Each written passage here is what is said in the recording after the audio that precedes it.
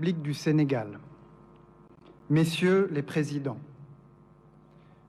Monsieur le Premier ministre, Mesdames et Messieurs les ministres, Monsieur le maire, Mesdames et Messieurs, ils venaient du Sénégal, des Comores, du Congo, de Côte d'Ivoire, du Gabon, de la Guinée, de Madagascar, de Mauritanie, du Niger, du Tchad, du Togo, de ce qu'on appelait encore à l'époque la côte française des Somalies, le Dahomey, la Haute-Volta, l'Oubangui-Chari ou le Soudan français. Quittant leurs terres d'Afrique, leurs villages, leurs familles et leurs enfants, ils répondirent à l'appel de la liberté quand la France fut à son tour, dans cette lointaine Europe, envahie par l'Allemagne nazie. Enrôlés ou engagés par amour de la France, ils se couvrirent de gloire sur tous les fronts de la bataille de France.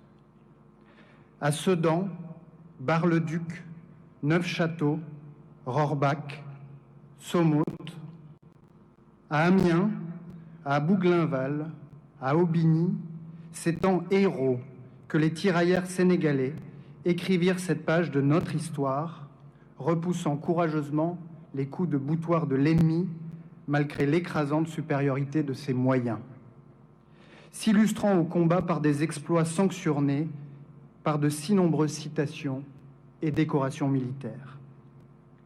Tant d'entre eux furent tués, portés disparus ou blessés au combat. Plusieurs milliers furent lâchement exécutés par la Wehrmacht après lui avoir fait subir de lourdes pertes. Plusieurs milliers encore restèrent emprisonnés dans les Vosges, dans la Marne ou en Bretagne, dans des camps allemands. Les plus valeureux trouvèrent au fond d'eux-mêmes l'incroyable courage de s'évader, de gagner le maquis et de poursuivre la lutte jusqu'à la victoire. Et ceux qui survivront conserveront toute leur vie dans leur chair et leur esprit les stigmates de la guerre, avec la satisfaction d'avoir, par leur sacrifice, assuré la défaite de la force brutale et la victoire de la liberté. Et pourtant, quand vint la libération, pour certains d'entre eux, le doux parfum de la victoire fut bientôt gâché par le goût amer de l'injustice. Démobilisés avant les autres, privés de la solde qui leur était due, ces héros africains furent déconsidérés par leurs chefs. Ces valeureux tirailleurs furent traités comme des soldats de second rang. Ils avaient tout quitté et parfois tout donné à la France de la liberté, de l'égalité et de la fraternité, une France qui semblait subitement trahir sa promesse, manquer à son devoir d'égalité, manquer à son devoir de fraternité. Ils ne purent faire autrement que de le lui rappeler. Une première fois, ils protestèrent à Morlaix, où la moitié d'entre eux refusèrent d'embarquer à bord du Circassia qui devait les ramener chez eux. Une deuxième fois, arrivés ici dans le camp de Tiaroy, ils protestèrent à nouveau et refusèrent de regagner leur foyer avant d'avoir reçu ce qui leur était dû. Et c'est au matin du 1er décembre 1944, ici même à Tiaroy, qu'ils réclamèrent justice dans un immense cri de colère qui retentit encore 80 ans plus tard. Un cri de colère que la France réprima dans le sang en ouvrant le feu sur ceux-là même qui avaient risqué leur vie pour qu'elle puisse être libérée. Rien ne peut justifier que des soldats de la France aient ainsi retourné leurs canons contre leurs frères d'armes. Les douleurs encore si vives provoquées par cette plaie béante dans notre histoire commune, seul un travail de mémoire peut conduire à les apaiser.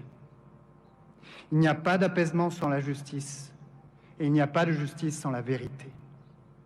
La vérité, l'histoire et la mémoire ne sont pas des postures, mais des processus portant une part de complexité, devant lesquels nous ne devons pas reculer.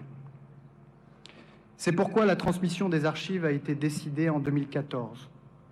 C'est pourquoi la France a accueilli une mission d'étude des archives que vous avez mandatée, qui contribue aux travaux du comité dirigé par le professeur Mamadou Diouf.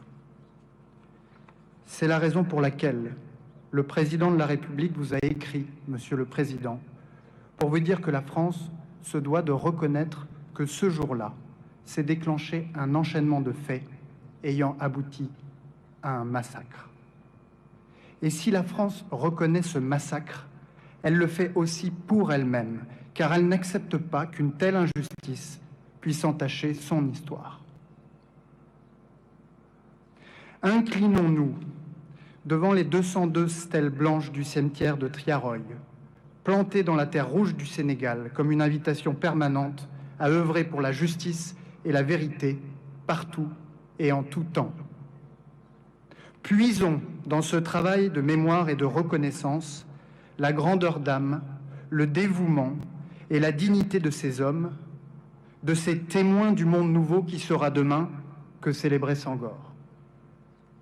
Cultivons l'amitié entre le Sénégal et la France sur les fondations d'une mémoire qui rassemble plutôt qu'une mémoire qui divise. Monsieur le Président, vous avez posé avec le Président de la République, le 20 juin dernier à Paris, les bases d'un partenariat renouvelé, fondé sur le respect mutuel au service des intérêts réciproques de nos deux peuples, unis par des valeurs démocratiques partagées et une relation d'amitié. Inventons ensemble ce nouveau dialogue, franc et respectueux des intérêts et des valeurs de chacun, transparent sur les objectifs, juste quant à la réalité des actes, juste quant aux récits qui les entourent, pour que vive la République du Sénégal et pour que vive la République française.